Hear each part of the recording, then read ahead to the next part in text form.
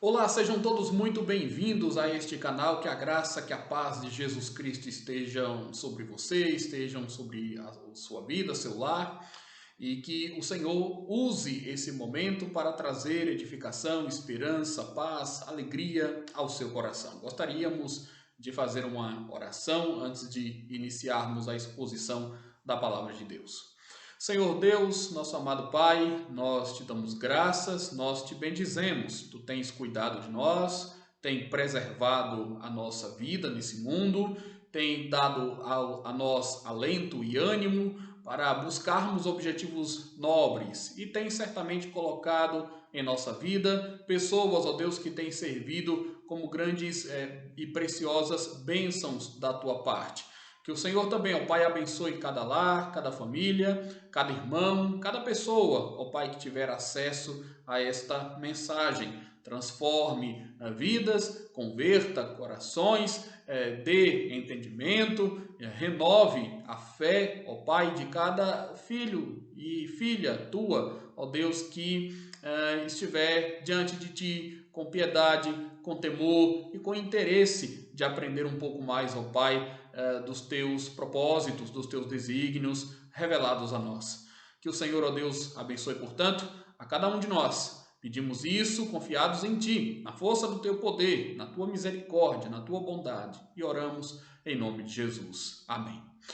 Gostaríamos de fazer a leitura do texto que se encontra no Evangelho de Lucas, capítulo 7, versículos 11 a 17. Texto que diz que em dia subsequente dirigia-se Jesus a uma cidade chamada Naim, e iam com ele os seus discípulos e numerosa multidão. Como se aproximasse da porta da cidade, eis que saía o enterro do filho único de uma viúva, e grande multidão da cidade ia com ela. Vendo-a, o Senhor se compadeceu dela e lhe disse: Não chores. Chegando-se, tocou o esquife e, parando os que o conduziam, disse: Jovem, eu te mando, levanta-te. Sentou-se o que estivera morto e passou a falar, e Jesus o restituiu à sua mãe. Todos ficaram possuídos de temor e glorificavam a Deus, dizendo: Grande profeta se levantou entre nós, e Deus visitou o seu povo. Esta notícia a respeito dele divulgou-se por toda a Judéia e por toda a circunvizinhança. Muito bem, aqueles que nos acompanham aqui mais regularmente sabem que em nossa última transmissão, em nossa última mensagem dominical, nós trouxemos aqui uma exposição baseada no mesmo texto que acabamos de ler. A nossa proposta agora é analisar esse texto com uma profundidade ainda maior, observando outros detalhes, sobretudo sob a perspectiva do poder e também da missão de Jesus Cristo.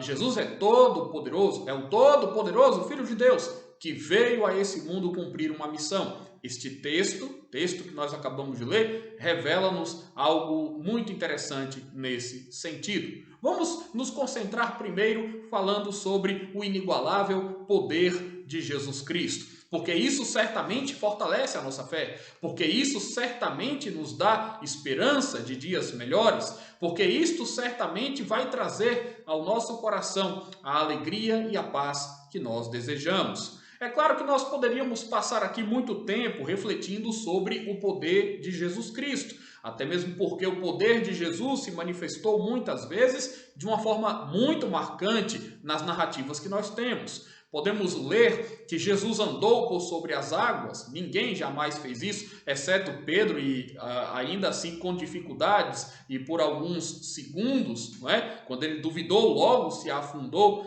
nas águas. Jesus tinha poder sobre as leis da física e por isso podia com muita tranquilidade andar sobre as águas. Ele multiplicou pães e peixes, ninguém jamais fez isso. Ele acalmou tempestade, não há notícia de que ninguém jamais tenha feito isso na história humana. Ele perdoou pecados, só ele podia fazer isso, porque só Deus pode perdoar pecados. Ele realizou, enfim, milagres tremendos, alguns deles jamais repetidos, nem mesmo pelos apóstolos. Aliás, há um relato interessante de Lucas a esse respeito, quando lá no capítulo 6, versos 17 a 19, podemos encontrar a informação de que Jesus se deteve em uma planura onde estavam muitos dos seus discípulos e também uma grande multidão. ali de vários locais que vinham tanto para ouvirem o Senhor como para serem curados por ele. E o verso 19, então, nos dá testemunho de que todos da multidão procuravam tocá-lo, porque dele saía poder e ele curava a todos. Notem esta expressão, dele saía poder e ele curava a todos. Vejam como a pessoa de Jesus Cristo é inigualável. Vejam como um evento incomum e especial aconteceu quando Jesus Cristo esteve entre nós. Quando Jesus Cristo assumiu a natureza humana, veio até esse mundo.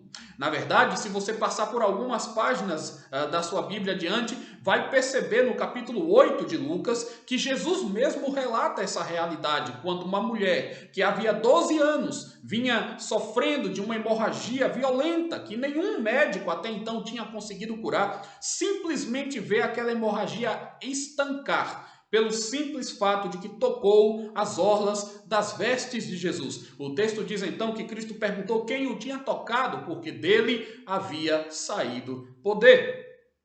Mas se formos falar a alguém acerca do poder de Jesus, certamente teríamos que nos lembrar de dizer que ele venceu a morte, garantindo também assim a nossa vitória sobre ela. Evento nenhum nesse mundo foi tão glorioso, tão tremendo e majestoso quanto o fato de que Jesus Cristo, Filho de Deus, depois de ter se encarnado, nascido entre nós, depois de ter morrido na cruz, ressuscitou dentre os mortos. Ora, é interessante, contudo, perceber que antes mesmo de Jesus ressuscitar, ele havia realizado no seu ministério a ressurreição de outras pessoas, o que evidenciava a sua própria ressurreição, não é? Historicamente ainda futura, mas já havia ali um indício, evidências de que Jesus tinha poder sobre a vida e sobre a morte, porque ele próprio também morreu, mas ressuscitou, de modo que ele pode assegurar a nossa vitória sobre a morte também. A nossa vitória sobre a morte se dá pelo poder e pelos méritos de Jesus. É importante dizer que estas ressurreições de pessoas comuns se diferem da ressurreição de Cristo, porque as pessoas que Jesus ressuscitou, por exemplo, elas voltaram a morrer. E mesmo quando reviveram, os seus corpos não estavam glorificados, como estarão os corpos de todos os crentes no final dos tempos. Cristo, porém, triunfou sobre a morte de uma vez por todas, sendo ele a primícia dos que dormem, e glorificado está ao lado do Pai, de onde virá novamente para julgar o mundo e para transformar todas as coisas. Não são muitos os casos de ressurreições que nós podemos atestar em narrativas bíblicas, não é? Nós temos 3 casos que nos são contados de ressurreições lá no Antigo Testamento. 3 casos que nós podemos aqui rapidamente mencionar: a ressurreição do filho da viúva de Sarepta, realizada por Deus através de Elias, não é? A ressurreição do filho da Sunamita, igualmente realizada por Deus através de Eliseu. E por fim nós temos um caso bastante atípico, né? A ressurreição de um homem anônimo cujo cadáver tocou os ossos onde estavam os ossos ali do profeta e ele então reviveu.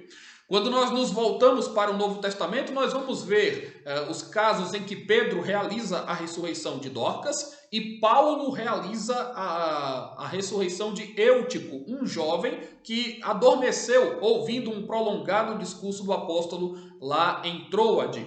Já o Senhor Jesus Cristo, o próprio Jesus, realizou 3 ressurreições. Pelo menos nós temos aqui a informação, na junção dos dados dos evangelistas, Jesus realizou 3 ressurreições. Esta que nós estamos aqui tratando, a do filho da viúva de Naim, a ressurreição da filha de Jairo, muitos se lembram dela, e a ressurreição de Lázaro, sendo que essa última aconteceu 4 dias após Lázaro estar enfaixado e enterrado, não é? Sepultado. Todas estas são narrativas impressionantes e testemunhos maravilhosos do poder de Deus. não é? E a facilidade com que Jesus realizava tais milagres nos revelam também a sua singularidade. A autoridade de Jesus sobre a morte é algo realmente impressionante. Vejam aqui em nosso texto como Jesus procede. Ele parou os que conduziam o esquife e simplesmente disse: jovem, eu te mando, levanta-te. O verso 15 afirma que sentou-se o que estivera morto e passou a falar. Jesus simplesmente ordenou e pelo poder da sua palavra, aquele rapaz reviveu. Isso ocorreu pelo fato de que Jesus é Senhor sobre a morte, ele tem autoridade sobre a morte, e é esse o propósito de Lucas quando narra o episódio, referindo-se a Cristo como o Senhor, lá no verso 13, antes mesmo de relatar o ocorrido. É por isso que Jesus pôde aproximar-se daquela mãe desesperada e dizer para ela também: não chores, porque ele poderia pôr fim ao sofrimento daquela mulher, como de fato fez, trazendo o filho dela de volta à vida. Quando ninguém mais via solução alguma para aquele acontecimento dramático, o poder de Deus se manifesta maravilhosamente, ressaltando mais uma vez que não há limites, nem nada que seja demasiadamente difícil que o Senhor Jesus não possa realizar. Os nossos olhos, então, devem estar voltados para ele, não é? E Jesus consegue enxergar além muito mais do que aquilo que nós conseguimos enxergar por nós mesmos. Isso pode ser constatado nas mais diversas situações da vida também. Quantas vezes perdemos a esperança em momentos difíceis? Olhamos para o lado e não vemos nenhuma saída, nos entristecemos, nos abatemos profundamente, seja por uma enfermidade, seja por um problema familiar, seja por uma circunstância, não é, ruim, uma angústia qualquer, seja pela dureza do coração de um parente que nós gostaríamos de ver servindo a Deus, crendo, sendo convertido, seja por causa de um pecado que nós temos tido dificuldade de abandonar, enfim. Há muitos motivos para nós nos entristecermos, para nós nos abatermos. E às vezes nos falta força, às vezes nos falta fé, às vezes nos falta vontade de perseverar, não é?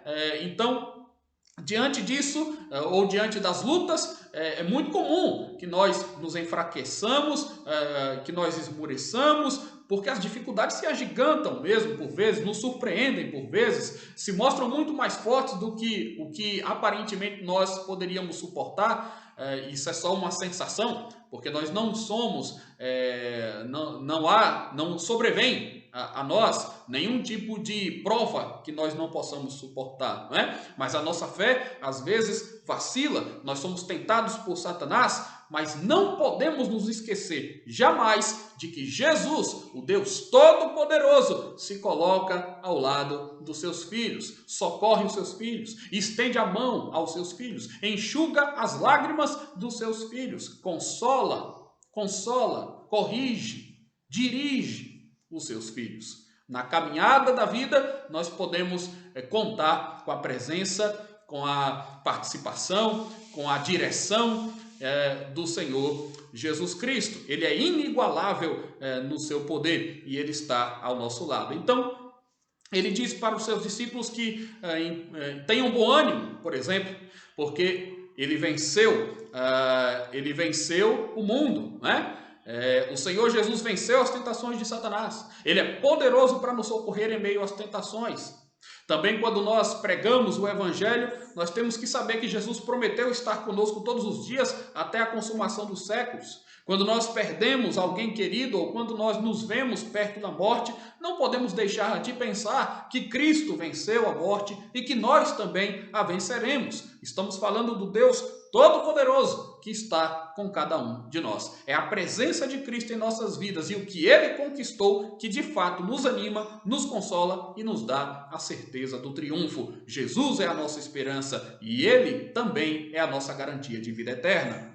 Quando Lucas nos conta sobre a ressurreição da filha de Jairo também, ele diz que Jairo se prostrou aos pés de Jesus e implorou para que ele fosse até a sua casa, porque a sua única filha estava à beira da morte.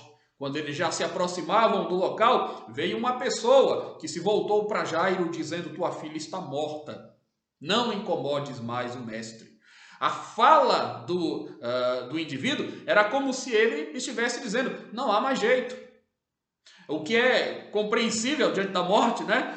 Não há mais remédio para essa situação, não há mais nenhuma esperança, portanto não incomode mais o mestre. Afinal de contas, de fato, que esperança pode haver depois da morte? Há alguém que pode enfrentar a morte de peito aberto? Há alguém que pode enfrentar a morte e vencê-la?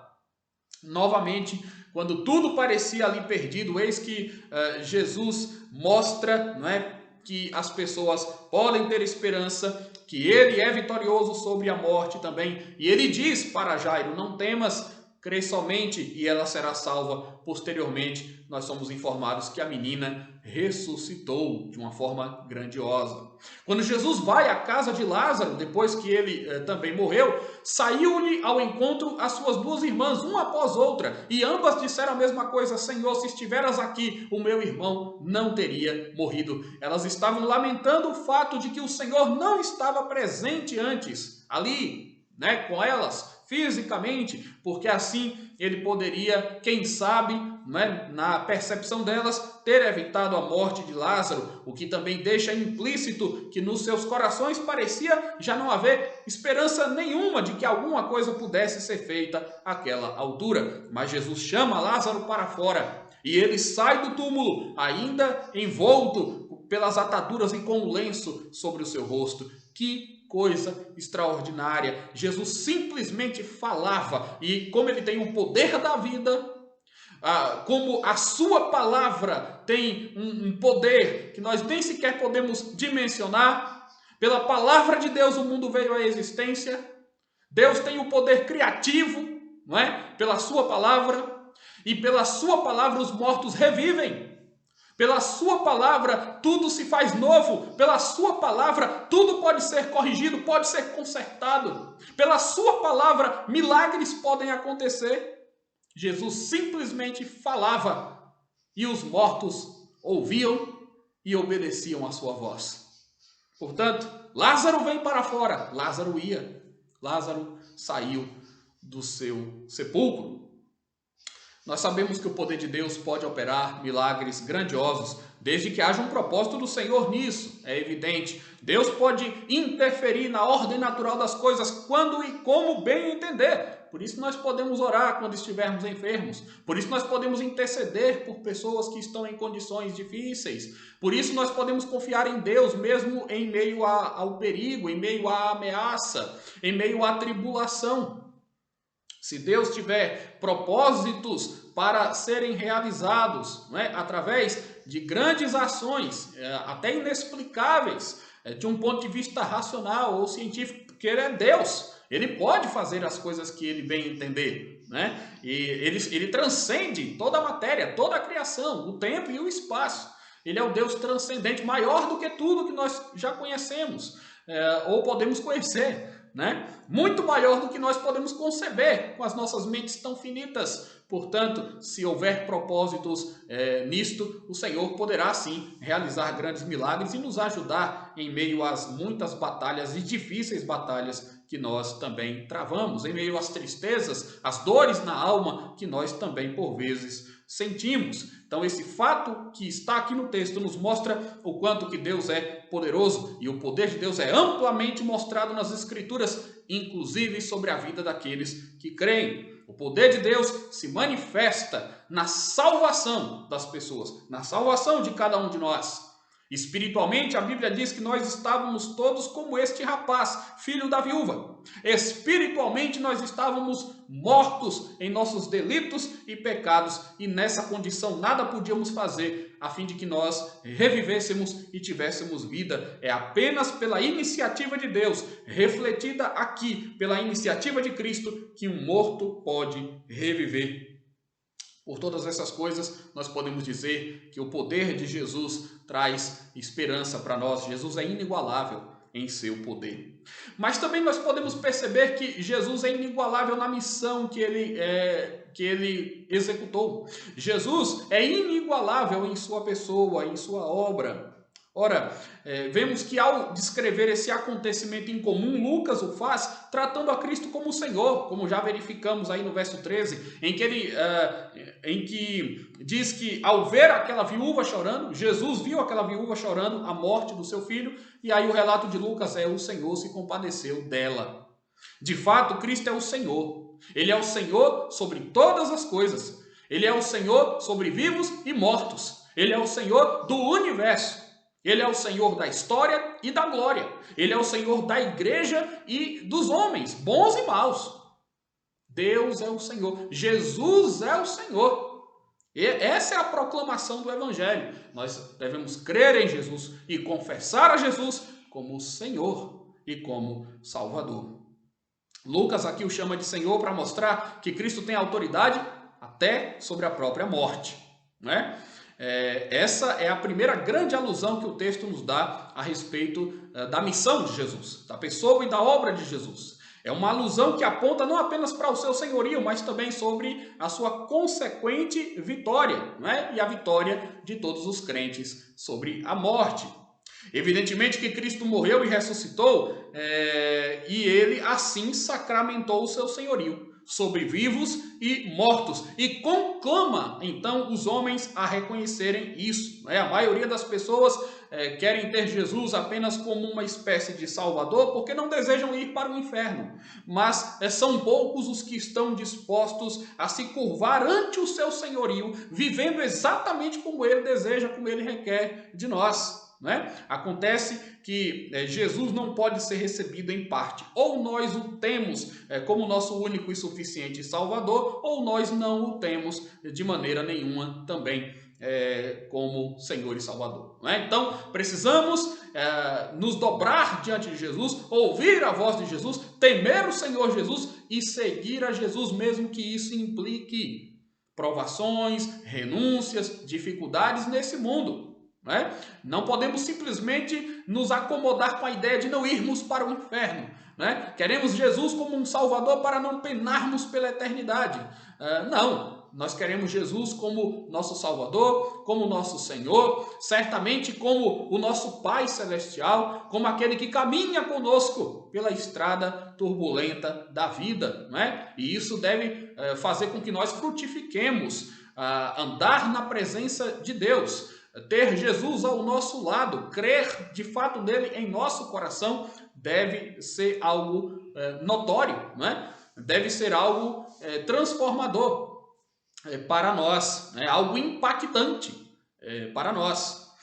Mas uma outra referência que vemos sobre o caráter do ser de Jesus está no verso 16, porque o texto diz que depois que aquele que estivera morto sentou-se e passou a falar, todos ficaram possuídos de temor e glorificavam a Deus, dizendo: grande profeta se levantou entre nós e Deus visitou o seu povo. Portanto, os que estavam ali e presenciaram o milagre extraordinário, imediatamente reconheceram aquele ato como uma ação divina e glorificaram o nome do Senhor. Nem sempre isso acontece, o que é muito triste. Muitas vezes, alguns milagres ocorrem diante dos olhos das pessoas. Deus está agindo diante delas, mas elas não conseguem enxergar a verdade, elas não conseguem discernir as obras de Deus, elas não conseguem reconhecer ali a presença do Senhor e o poder do Senhor se manifestando. Não conseguem enxergar a misericórdia, a beleza, da bondade, da santidade de Deus, que se mostra em tantas coisas nesse mundo, diariamente nesse mundo. Aliás, essa é também uma das funções dos milagres na Bíblia, mostrar que o momento em que o milagre se realiza era um momento diferente, extraordinário mesmo, não era como um qualquer, que a realidade histórica na qual as pessoas se encontravam era singular. Os milagres dessa maneira serviam para autenticar a mensagem e o mensageiro como enviados por Deus, e exatamente por essa razão aqueles mensageiros, que por meio dos quais milagres eram realizados, deveriam ser ouvidos e atendidos nas suas exortações, porque aquilo que eles faziam era de fato uma demonstração clara da presença de Deus, do poder de Deus. No caso de Jesus, ele era o próprio Deus entre nós, Então, tudo que Jesus fez e ensinou é digno de crédito. Agora, se mesmo diante de tantos relatos, lições e milagres incontestáveis, os homens permanecerem ou nós permanecermos insensíveis à mensagem de salvação, o que esperar? O que esperar senão o juízo de Deus? O autor da Epístola aos Hebreus diz lá no capítulo 2, diz o seguinte: se pois se tornou firme a palavra falada por meio de anjos, e toda transgressão ou desobediência recebeu justo castigo, como escaparemos nós se negligenciarmos tão grande salvação?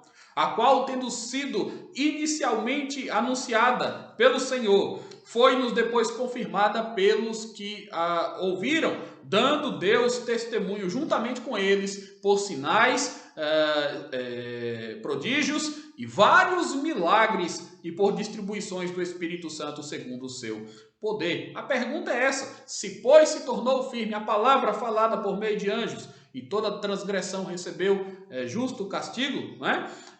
Como escaparemos nós se negligenciarmos tão grande salvação? Nós temos acesso a uma revelação que muitos outros servos de Deus do passado não tiveram.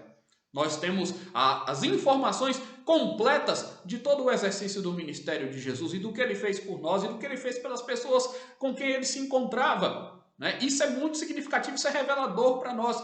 Se diante de todo o conhecimento que se pode ter no estudo mero e simples da Bíblia, nós ainda não estamos dando atenção à voz de Deus, o que esperar? O que esperar senão condenação? Claro que estamos pregando aqui e o evangelho é pregado, para que as pessoas sejam despertadas, para que haja salvação, para que haja misericórdia da parte de Deus na vida daqueles que ouvem a mensagem do Senhor, da qual nós somos apenas veículos.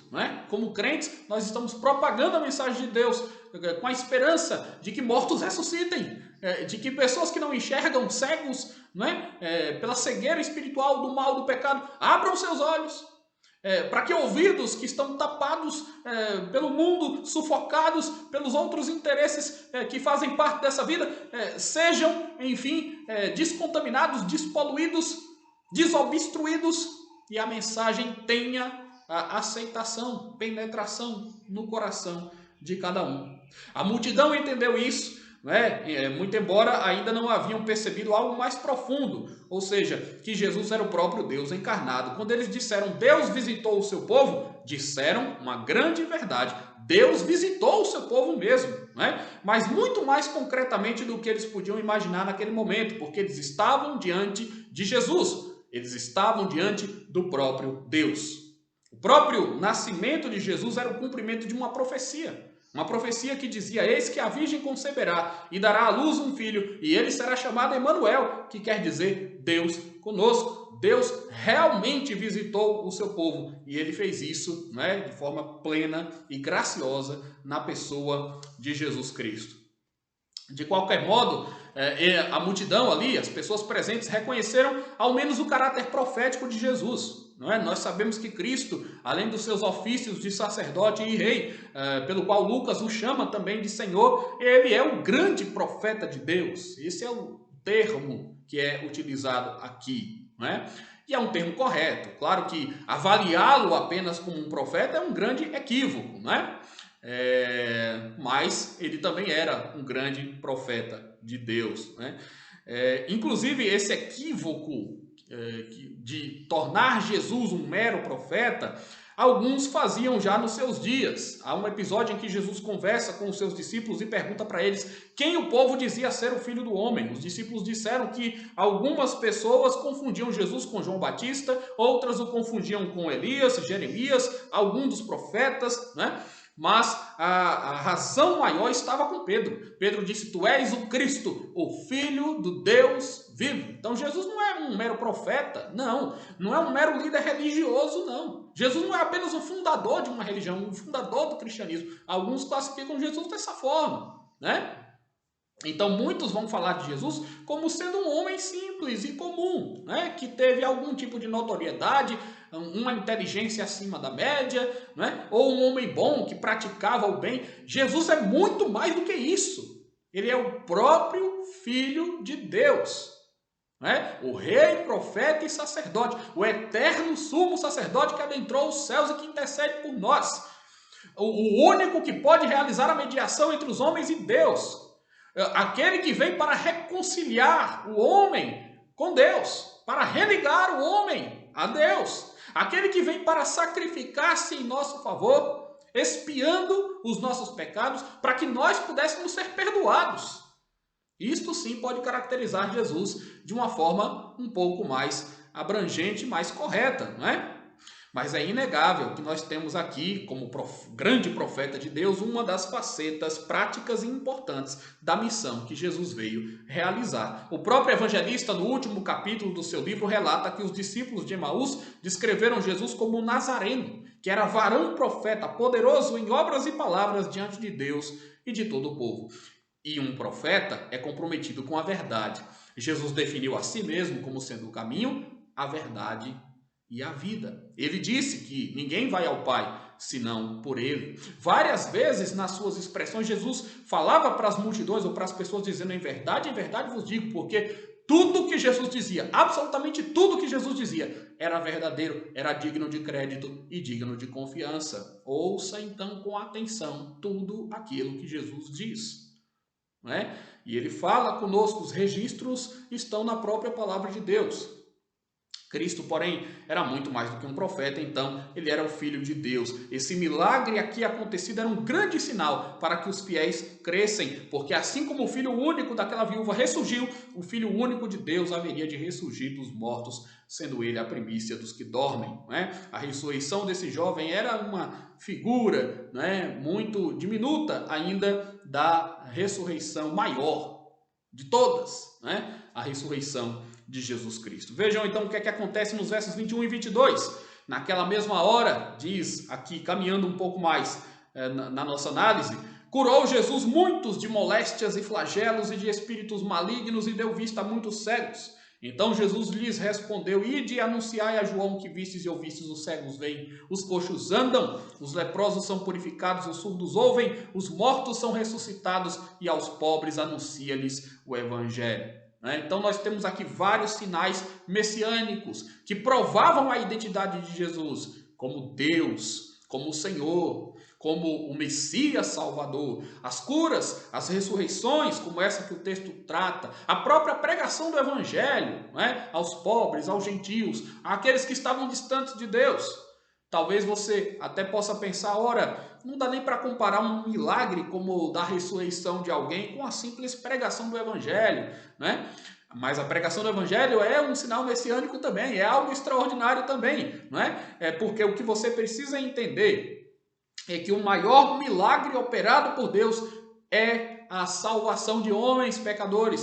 O maior milagre que Deus pode ter operado, ou quem sabe pode operar em nossas vidas, é a salvação através de Jesus Cristo. O apóstolo Paulo diz que nós fomos sepultados com Cristo na morte pelo batismo, para que como Cristo foi ressuscitado dentre os mortos pela glória do Pai, assim nós também andemos em novidade de vida. Porque se fomos unidos com Ele na semelhança da sua morte, certamente o seremos também na semelhança da sua ressurreição. Se já morremos com Cristo, cremos que também com Ele viveremos.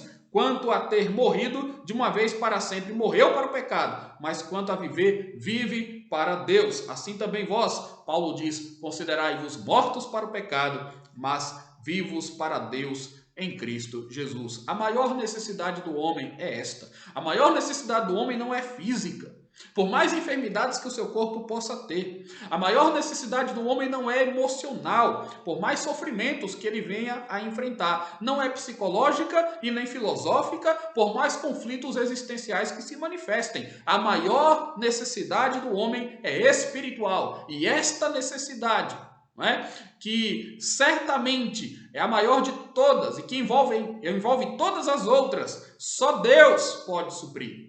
A carência que o homem tem, de ser preenchido por Deus, de entender a Deus, de viver com Deus, de perceber não é? Que há uma razão, há um propósito para tudo quanto lhe acontece, porque há um Deus maior, há uma justiça maior, há um padrão de moralidade maior, há razão para nós buscarmos o bem, não é? Para nós ajudarmos os outros ou qualquer outra coisa do tipo, não é? Deus é quem dá sentido a tudo isso e há muito mais.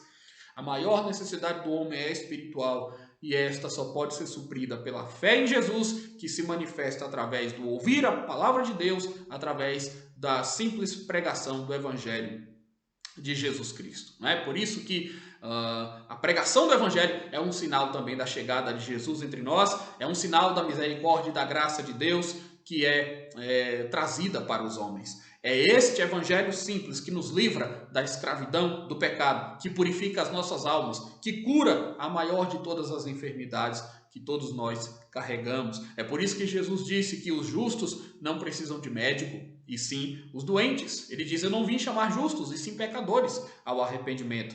Como o nosso maior problema é espiritual, Jesus nos chama para nós nos arrependermos e crermos no seu nome. Nada mais resta ao homem senão glorificar a Deus, porque esse visitou o seu povo na pessoa de Jesus Cristo. Essa foi a grande missão de Jesus: trazer arrependimento, graça, salvação. As pessoas hoje estão em busca de milagres espetaculares, se esquecem do maior milagre que já aconteceu na humanidade, que já aconteceu na história. Quando Deus se fez homem, quando ele se encarnou, nasceu de uma virgem, morreu em uma cruz, curou muitas pessoas antes disso, ressuscitou dentre os mortos, depois de ter sofrido, não é, no Calvário, para salvar pecadores. É por isso que Jesus é único, único em sua pessoa e em sua obra. Jesus é único nesta missão grandiosa. É preciso que saibamos quem Jesus é e o que Jesus fez. Aquele que rejeita Cristo estará perdido pela eternidade, mas aqueles que o recebem em seus corações gozarão de vida eterna, de vida abundante. Que o Senhor Deus muito abençoe a cada um de vocês.